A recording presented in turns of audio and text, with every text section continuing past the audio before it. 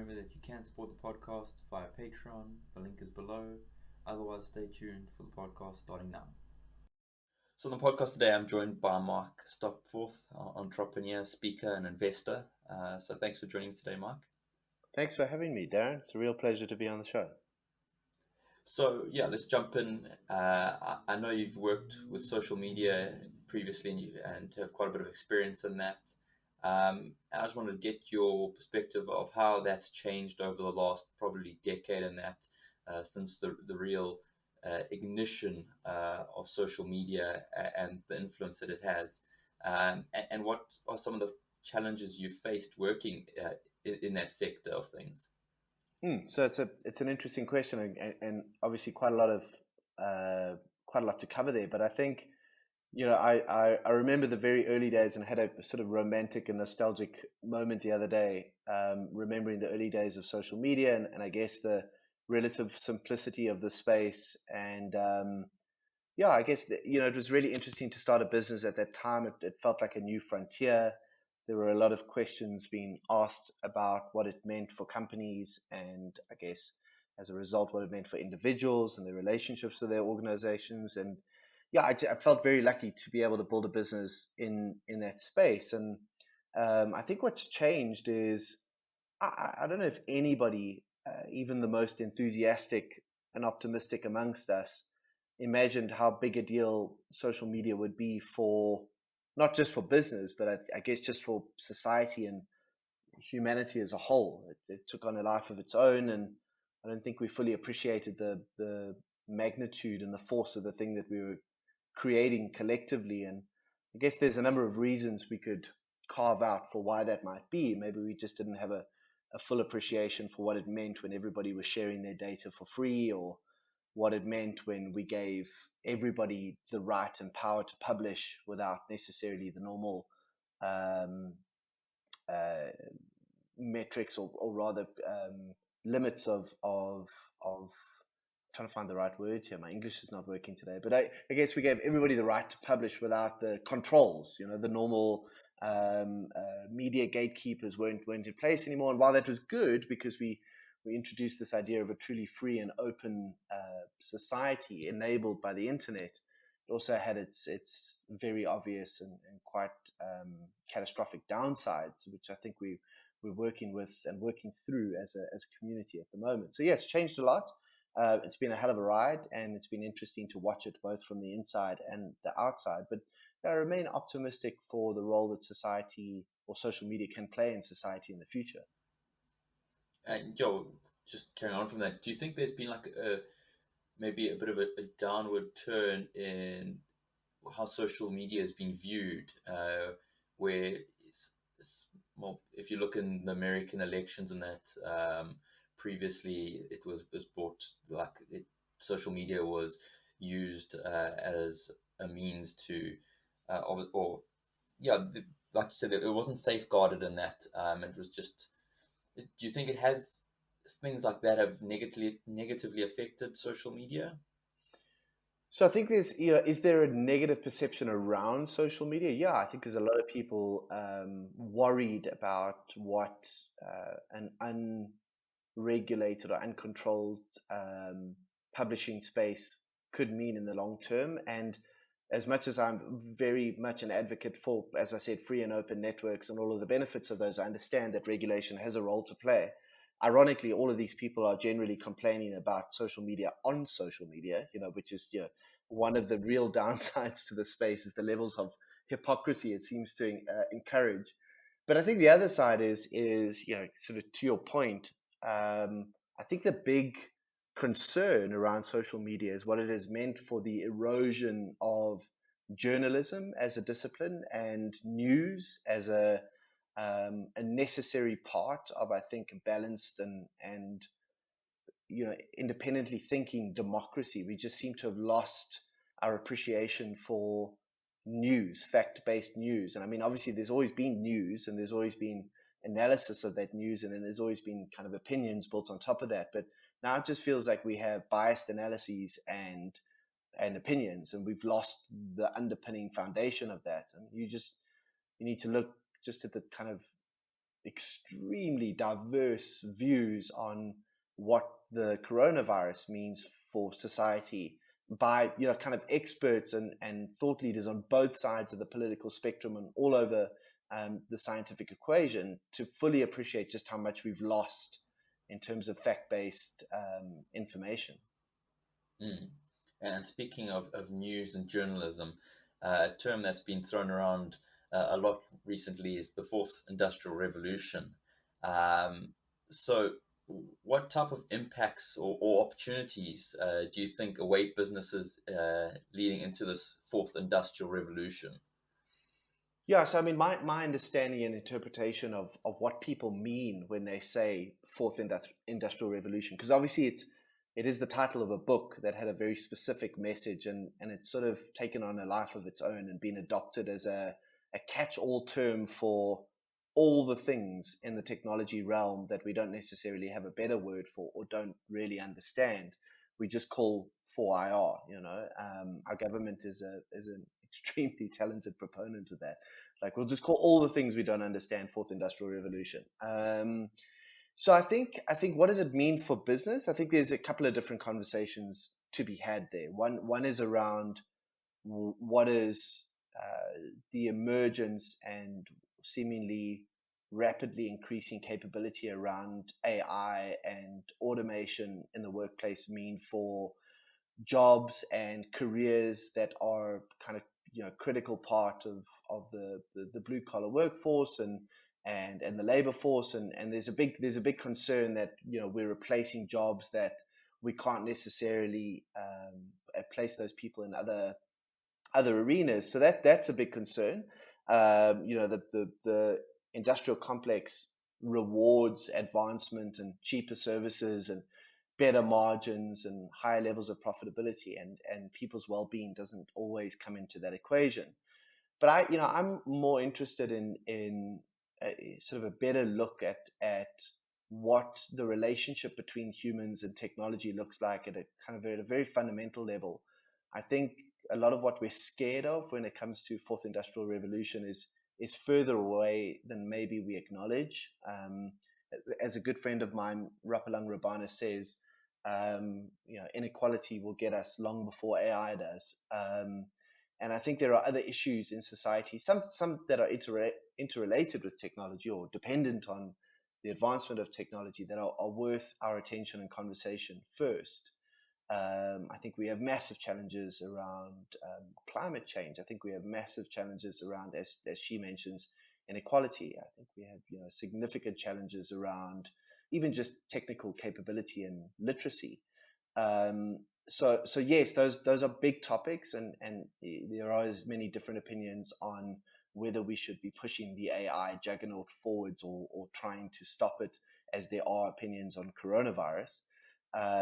But I think we could before we get to worrying about whether the robots will use us as batteries, we can have far more interesting conversations around how we alleviate some of the world's biggest problems today, using sort of coordinated efforts that both grow business and economies, but also have significant impact on people's lives.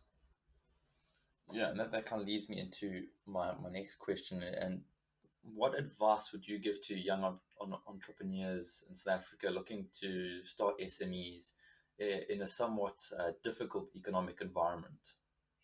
Yeah, so I mean, again, it's a complicated question, and I don't want to pretend that. I was very lucky to have grown up in a home that afforded me a degree of privilege, and to have access to a network that made it easier for me, I guess, in some respects, to build the business that I'm in. And I'm aware that there are a lot of entrepreneurs in South Africa far more talented than me that have less in terms of kind of opportunities to leverage. So, but I do think that a situation, a context like ours at the moment, that is seemingly increasingly complex and sometimes chaotic, does create an enormous amount of opportunity for the entrepreneurial mind. And when I think of what an entrepreneurial mind is, it's somebody who can see ways of combining limited resources in ways that other people can't, right? Innovative ways to combine resources to create value. Really, that's what the entrepreneur does. And geez, if ever there was a time and place to do that, South Africa 2020 is a classic example.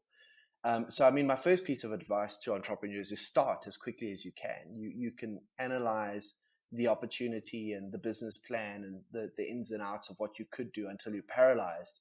But action, produces really incredible fruits and refines your ideas and you know necessitates connection with other people and partnerships, and that's where real value is created. So the first thing is start as quickly as you can, even if it's a very average version of what you want to create. A very average version of what you create is still better than no start whatsoever. And the second thing I think is think about think about social impact when you're building businesses. I think, for a very long time, business and community have kind of been at odds, almost being considered a zero sum game. Business does a bit of charity, but it's money we give away. It's not something that's central to our core business offering. It's difficult to do good and do well. I think that's really shifting and has shifted dramatically towards, I don't know if you can build a sustainable business that is profitable and growing in a context like South Africa without taking into account some sort of social impact or kind of social connection at the core of that business model. I don't think doing good and doing well have to be mutually exclusive anymore. I think, in fact, they are entirely dependent on each other, especially in contexts like ours.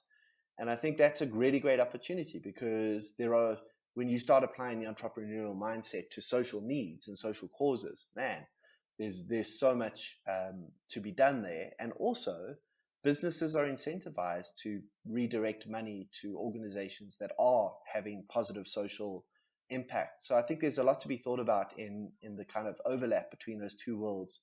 I think the right entrepreneurial mind will see a way to combine those two things in sort of very powerful and very sustainable new ways.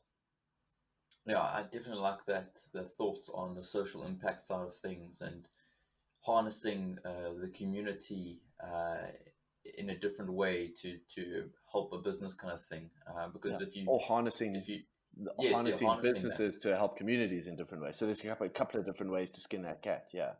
Yeah, but yeah, I like that idea, and yeah, and another thing that well, I've seen as well is education, and that when it comes to the business side of things, a lot of people, a lot of the most successful people in the world, and that obviously don't have degrees. If you look at the likes of Bill Gates, Elon Musk's, and they flunked out kind of thing. Um, but in your opinion, do you think it's worthwhile doing like an MBA kind of thing? Um, yeah, just your thoughts on that kind of topic. Yeah, that's also a great question. I mean, I used to be kind of in the throes of entrepreneurship when I thought I knew everything about everything. I used to be quite skeptical about the role of traditional tertiary education in advancing one's kind of career. And when I got to the end of my tenure at Cerebra, I was faced with the kind of the challenge and the question of what to do next, and not having a good answer to that. I decided to explore opportunities. I was really inspired by other people who'd sort of gone back to business school, had challenged their thinking in different ways, and come out with a new mindset and created a whole lot of value through that new mindset. So, I decided to put my assumptions back in my pocket and explored a few opportunities for executive master's programs sort of around the world. Didn't really find a traditional MBA program that appealed to me, because I sort of got the sense that they were all centrally focused on exponential growth, and all evidence at the moment supports the fact that unless you're in Silicon Valley, exponential business growth is really difficult to achieve at a sustainable level, and often has quite negative impacts on communities and on people around you. So I was like, what would it look like if you had an MBA that had sort of impact at the center? And that's not to say that it's just about altruism. It's about value creation, but value creation where nobody has to lose. And I found a program at the London School of Economics.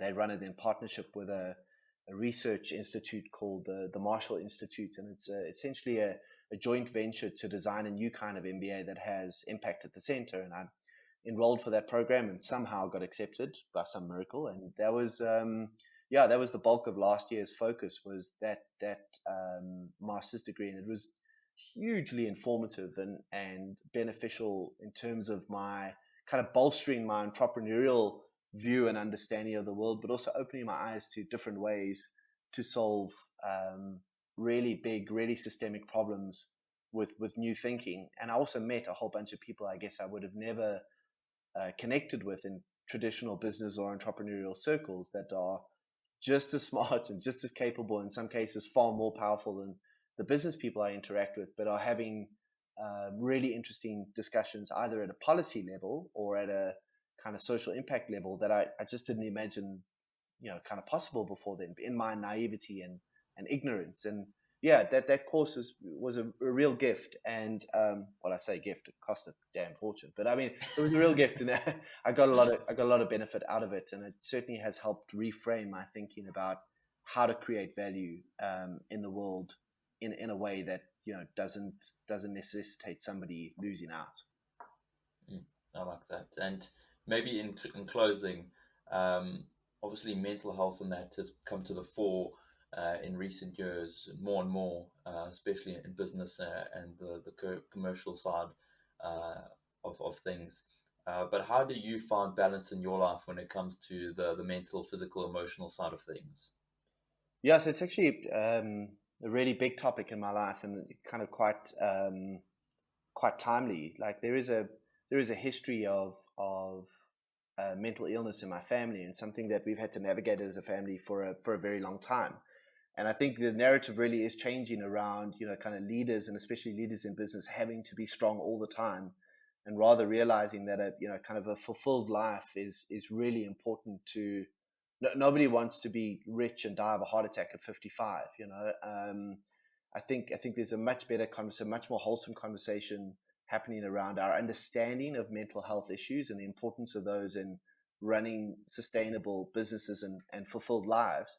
But I think also just kind of being brave and honest around when we're not doing well and when we're struggling. And I think a big part of how I've learned to work through that is with friends that I really trust, that are in the entrepreneurial space, fighting the same battles, and kind of that it can be a very lonely job sometimes, and it's really important to connect with people that you can kind of share openly and honestly with. And I guess the second part of it is around um, just being very deliberate around um, practicing a self-examined life, being very open to uh, things like therapy and mindfulness as a way to be more conscious of how you're feeling and the way that you are thinking. If you want to get really fit, you go and see a running coach or you see a gym instructor, and we don't really treat our minds or our brains the same way. We always see that as being a weakness, whereas the right kind of relationship with the right kind of coach or therapist or whatever it might be can be hugely empowering, and can have the same benefit on your brain as kind of a really great personal trainer can have on your body and your health. So I think we definitely need to think more along those lines. And yeah, I'm certainly a big proponent of that kind of conversation. And yeah, I think it's honestly an open conversation around that really does advocate for strength, and not in any way, shape, or form for weakness, because everybody's going through something. It's just our ability to be honest about it, and I think change our attitudes towards it, that makes a big difference. Mm, I like that. I think that's a nice way to close. So thank you very much for joining me today. Appreciate your insights, and it's always good to chat. Dude, thank you for having me on the show. Absolute pleasure, and I really appreciate the invitation.